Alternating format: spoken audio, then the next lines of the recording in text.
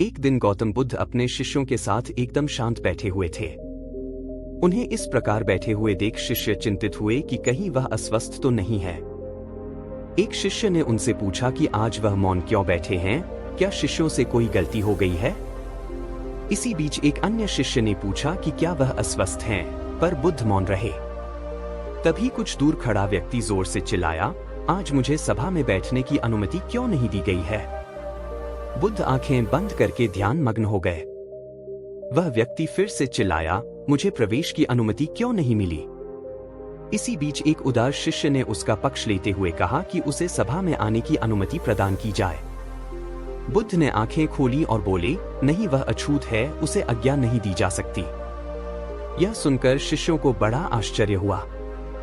बुद्ध उनके मन का भाव समझ गए और बोले, हाँ, वह अछूत है।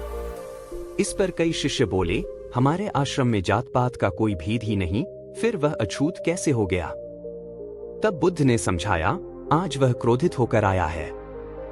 क्रोध से जीवन की एकाग्रता भंग होती है। क्रोधी व्यक्ति प्राय मानसिक हिंसा कर बैठता है, इसलिए जब तक वह क्रोध में रहता है तब तक अछूत होता है। इसलिए उसे कुछ समय एकांत में खड़े रहना चाहिए। क्रोधित शिष्य भी बुद्ध की बातें सुन रहा था। पश्चाताप की अग्नि में तप कर वह समझ चुका था कि अहिंसा ही मनुष्य का महान कर्तव्य व परम धर्म है। वह बुद्ध के चरणों में गिर पड़ा और कभी क्रोध न करने का प्रण लिया। शिक्षा आशय यह है कि क्रोध के कारण व्यक्ति अनर्थ कर बैठता है और पश्चाताप उसे बाद में होता है, जिसका कोई लाभ नहीं मिलता। इसलिए हमें क्रोध नहीं करना चाहिए।